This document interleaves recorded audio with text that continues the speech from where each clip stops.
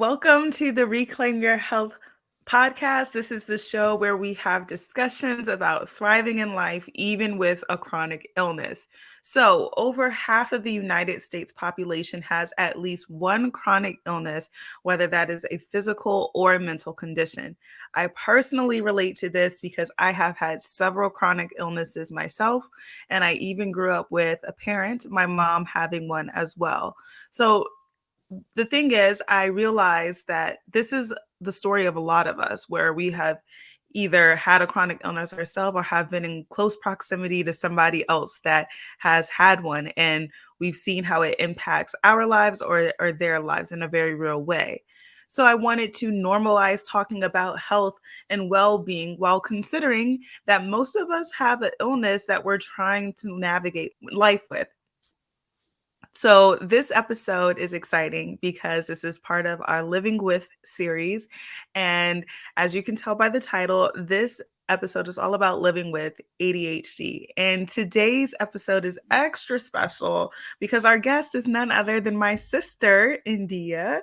And I'm so happy and honored that she is here. Thank you so much for coming on. Absolutely. I'm excited.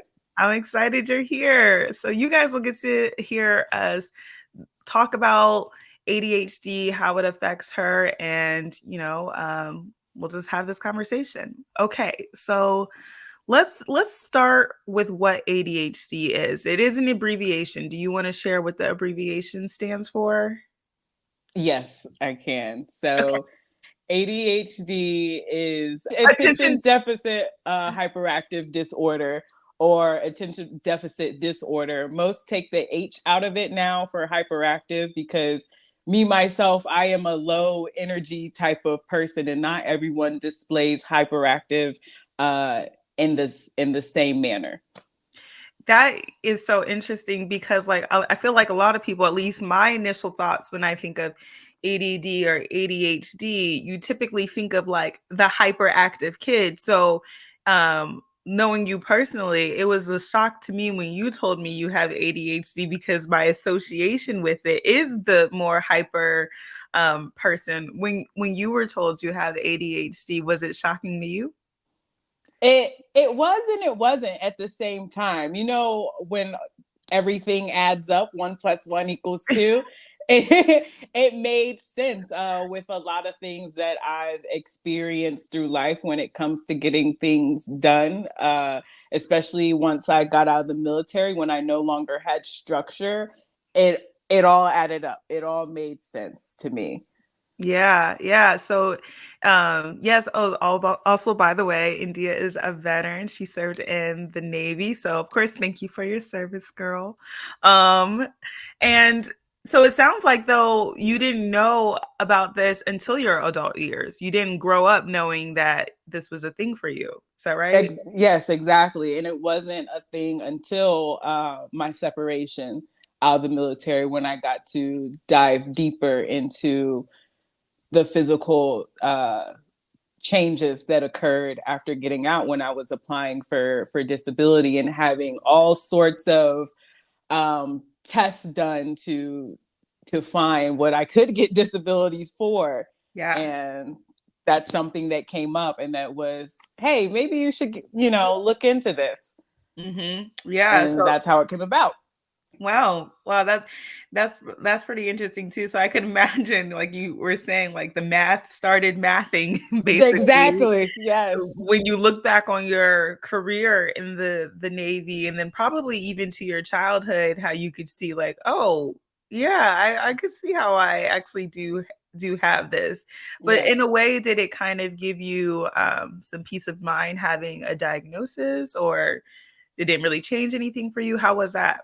It definitely gave me a bit of peace of mind because I understood that I'm not just randomly starting things and unable to follow through. Mm. I'm not untalented in the things that I do, because I find these things that I'm super talented in, and then it always just ends for some Yeah. reason, and I've never understood why I just ended or had that explanation. And then in my eyes, it's seen as oh, maybe you weren't as good as you thought you were. Maybe that just, you just took the wrong path this time. Let's try another one. So having that peace of mind and knowing where it comes from definitely helps. And I have to understand that I have to put a little bit more energy and effort into what I actually want to do.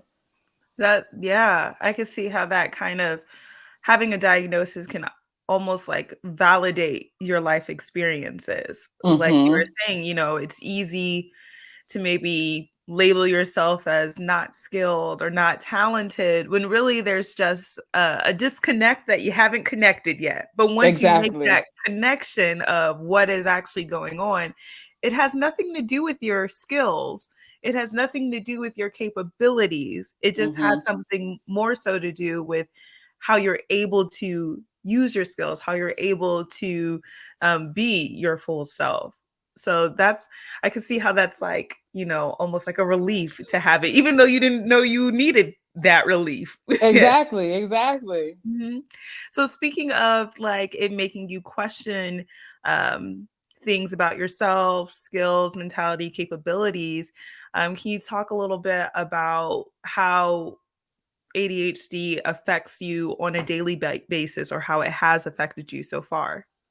Yeah, definitely. I have many goals that I want to reach. I have many things that I am interested in. And one thing that's really big for me right now is my journey on my sound healing and to become a full certified sound healing practitioner. And I remember I started this journey back in 2019 when I started my certification for it. And the motivation was there, it was all there, the interest, the support. I love to learn, I love to do the research. I found a program that worked well for me and with the time that I had. And completing the level 1, because it was so fresh and so new and you still have that energy to get it done, I went right through it. And then I jumped right in to level 2, not realizing that the ADHD was coming, that it Mhm. was coming to be like, hold on, this is about to be a little bit too much for you. And you're going to stop for a little bit, but you might not come back from it. You might get a little too comfortable Mm. not proceeding to work on it. You're going to get a little too comfortable finding some excuses for it. So I would say that's one of the biggest areas in my life where it has affected me, because the vision is there. Your vision is there. You can see the future. You can see what it's going to look like. You know that what you're doing is going to reach so many people, and people already show interest in it. Mhm. But then there's this, it's like a blockage. It's something that it's like, no matter how much I think about it, no matter how much I want to do it, it's not, I can't get myself there. And it has to also do with, because of all the other little things that I let pile up, because I can't seem to focus on one task.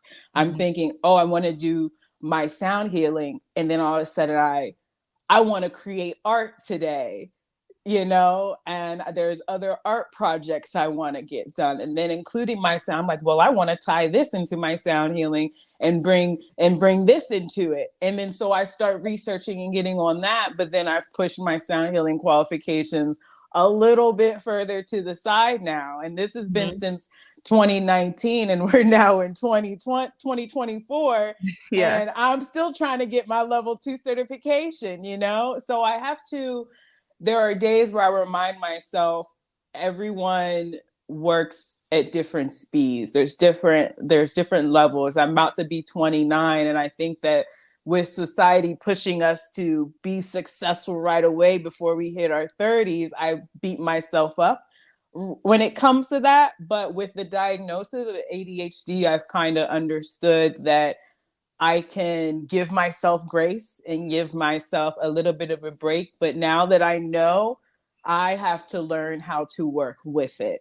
I have to learn how to basically bring alchemy into it and change this energy and put it into the energy to what I need to be successful. I won't let this negative energy that I have hold me back and keep me halted. And then because when I tell you, you can feel it, you can feel the energy inside of you and built up about whatever it is that you're passionate about.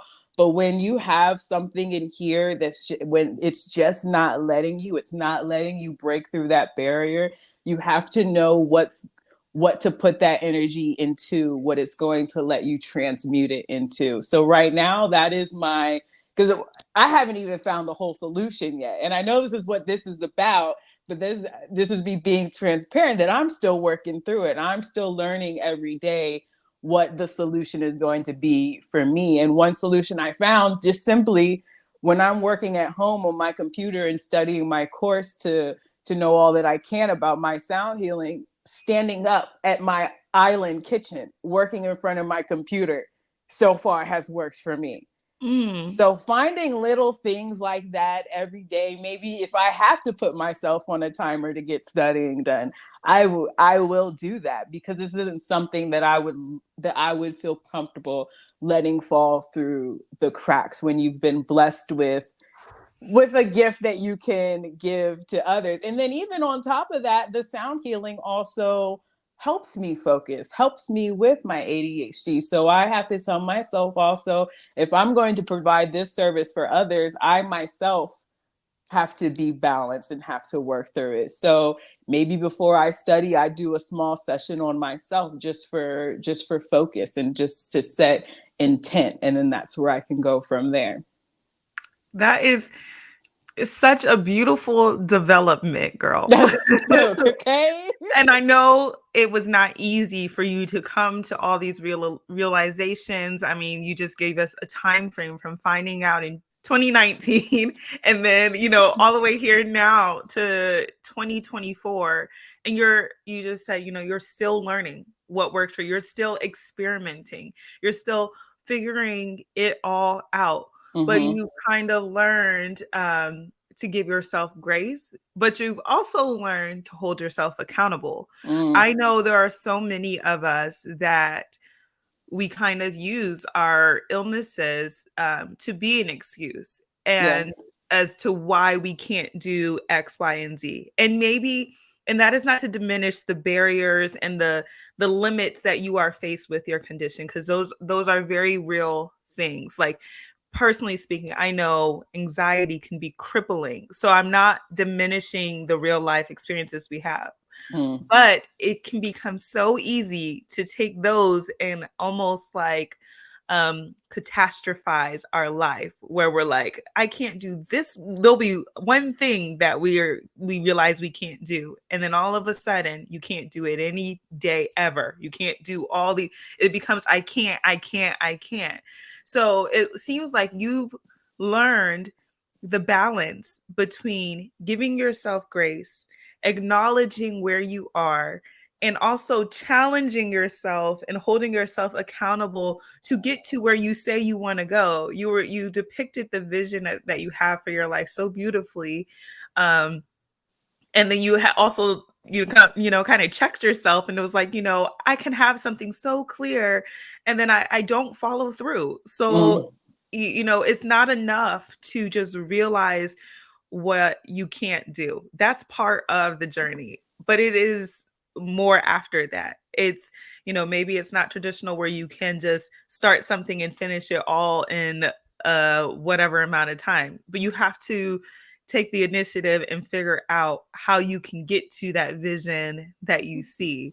So thank you for like opening up about that and really just sharing your journey there, and also just being transparent and vulnerable to say that you're still learning, you're still experimenting. And I want to highlight that because that is a great place to be in. We should always want to keep learning about ourselves, be willing to be flexible and develop, and approach life kind of with a curiosity, because getting diagnosed with a condition, or even if you don't have a diagnosis but you're pretty sure that you have this illness, it can definitely feel daunting, and it can feel like it took a lot away from you. Like, I can't imagine when you were diagnosed and then reflecting on your high school, childhood, career, life where you may have had moments where you're like, man, I missed out on this, or I late was labeled as this, but turns out I actually had this. I wasn't what people thought I was. I wasn't whatever. That brings up so many feelings. So that's a great way to kind of really, oh my gosh, I'm about to be so cheesy, but reclaim your health. Ah, sorry, y'all, I had to. But it is a good way to kind of do that, take it, not stop at one realization or one discovery about yourself. That takes a lot of strength and courage. And and also I want to highlight that you said that you have lots of these ideas. You're definitely a creative. I can see that, and I know that as your sister, of course. But also, it's great that you highlight a point that I think a lot of people, we like mentally know, but we don't know it for ourselves, as in like we haven't practiced it. Where you said, and more or less, you were basically saying that motivation is not enough. You have to learn self-discipline, because you would say, you learn, you're good at so many things. You have all these ideas. You even have the drive and excitement to start it, to enroll in that class, to start the course, to order all the props and the tools. But then when that dopamine wears off, that excitement feeling kind of wears off, and we're kind of hit with like, okay, no, but you actually need to go to work and make some money. And you also have like things you need to keep up with in life. It becomes like no motivation to do the things that we're feel inspired or called to do. So it sounds like you were saying that you have learned that you cannot just depend on motivation, which I feel like is advice a lot of health and wellness people will say, or just people in general. It's like, oh yeah, it's not motivation, it's self-discipline. But self-discipline is a challenge to actually, I guess, do, especially when you have something that can mentally block you a lot of times on a daily basis. Mm-hmm. Yeah. Yeah. Okay. So I know you spoke a little bit about learning, you're still learning about how to overcome these barriers, and just learning how to convert your negative energy into more positive, useful, productive energy. And I kind of want to talk to that a little bit, because that's you can say more about that. And then I just also want to kind of say that, like, in another way, that's like, you have to be in tune with your feelings, guys. You have to acknowledge them. You can run from them and stuff them down. You really can. But it's just um feelings are feedback. That's my little saying. Feelings are saying you something. So whether it's that, you're in pain, there's stuff to do to there's stuff that you can do to release that pain or acknowledge the pain. There's even freedom in acknowledging something. So, can you speak a little bit more about converting negative energy?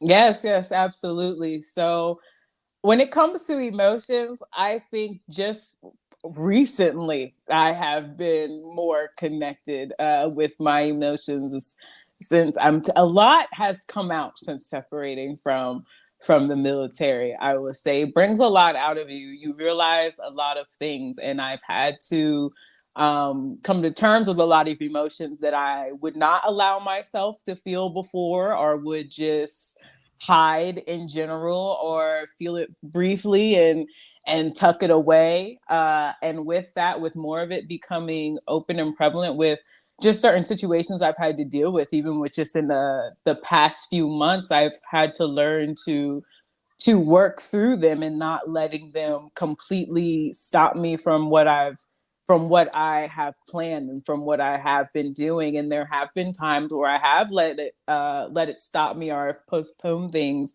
for weeks and for days, weeks, months. It doesn't matter, that because that's how I felt I would get better. But realizing that it's just only prolonging the process even more. And then I begin to understand the feeling that people get when they feel stuck.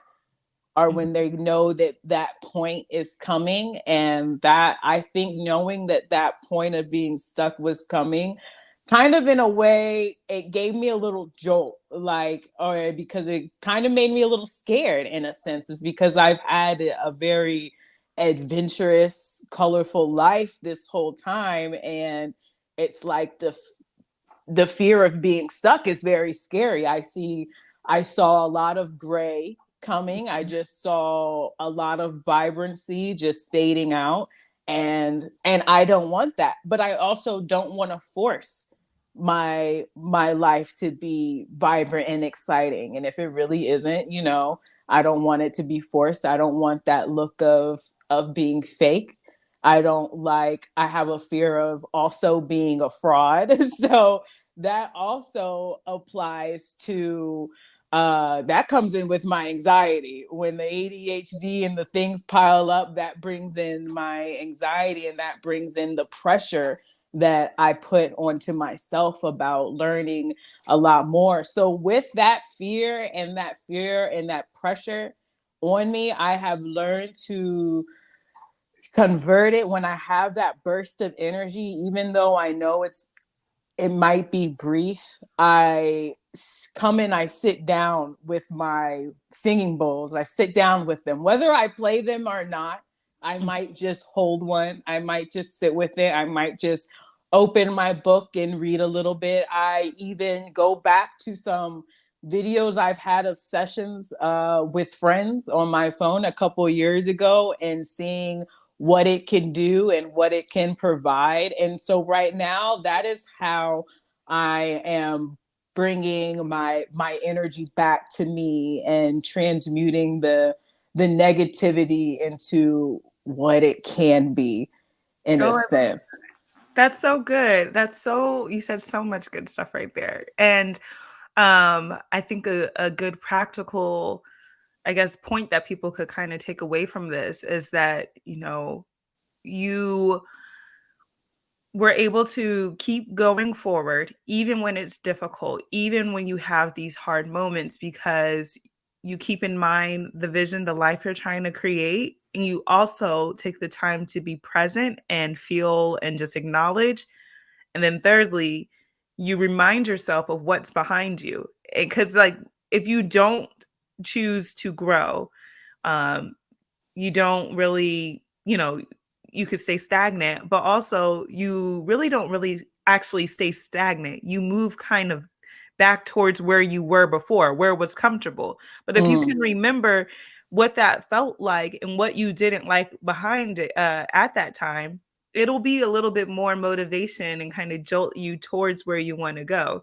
So being able to have a vision of what kind of life you want to have, and remembering that not doing the things that are going to get you there is going to take you back to where you don't want to go. That is almost like a jolt of motivation to keep going, or to at least not give up, because a little bit of progress is still progress. You can only take one step at a time anyway, so you might as well Exactly. take a baby step. Yeah, and And you want to know something? what? I learn a lot from my plants. Believe it or not, Ooh, I say learn more. I learn a lot from my plants. Like what you just said, like a little bit of progress is progress in general. I got plants that are slow growers. I got fast growers. It doesn't matter. You talk Yeah, to them nice, they grow better. You overwater them, what happens? They get root rot. They die. They drink too much. you're overwhelmed. They're overwhelmed. Literally, when you overwater a plant, sometimes when there's too much water, water comes out of the leaves and the foliage and drips from the tip, because it's trying to get rid of the extra water that it didn't need. And Yeah. then same thing, I care for my plants so much, and I put so much time and effort into them, and talking to them nice, polishing their leaves, trimming them when I see the dead things on it. And I look at myself, I'm like, that's how I need to treat myself. I know when I'm overwatering a plant. I need to know if I'm overwatering myself. I need to know when my soil is a bit too dry or it's old and it's nasty and I've got to tough little root ball and I've got to undo it a little bit. I need to know how to recognize that within myself and then see the little bit of get just as excited for myself as my plants when I see a little new foliage coming in. So the Wow. same effort I take into learning and caring for my plants, I've learned to do the same for myself, knowing that they need a little bit more sunlight. I know when I need it, when it's time for me to go back in nature. There are days where I'm just like, wow, it's been a while since I've got some sun outside of sitting on my patio. Let me go to the dog park. Let me go walk around on a trail or something like that. We have to recognize when it's time to tend to our own soil and foliage in a way. This is so good, girl. Mm. Like, come on, that's great. That's really helpful. Yes, Mm. that's a brilliant example and analogy there to look at nature and plants and just tending to them and how we are very similar in that way. So that's cool that you have a visual representation of how you should treat yourself from a house plant. Mm. Like that's really cool. Like, and I think that also speaks to sometimes we don't need to over complicate things. Like, Yes. you know, um, plants need a very simple routine that is consistent and it will thrive. So if you can be consistently watering yourself and pouring in, you're gonna thrive. Woof, Yes. that's good. Mm. That's good, girl. Okay. So, and I like also that you use different methods to be in tune with your body and your feelings. Like I know you mentioned you sometimes not just reflect on the negative of where you've been, you reflect on good times of like sound sessions that you have done with past friends and even looking around you in your home. But I also know you are in the gym working out consistently. Yes, I um, am. and you've even been more open about even talking with your about your feelings and your experience with, I know personally with me, but even you deciding to come on the show and share that. So that just shows and demonstrates your openness, your willingness, your determination, and your resilience to wanting to grow and really being able to put in the work to get to that life that you want to create for yourself, even with ADHD. That's Mm. beautiful. Thank you. You're welcome. So with all of that, let's talk about what's next in your journey for you. What's a goal that you want that you're working towards right now that'll help you get to your vision?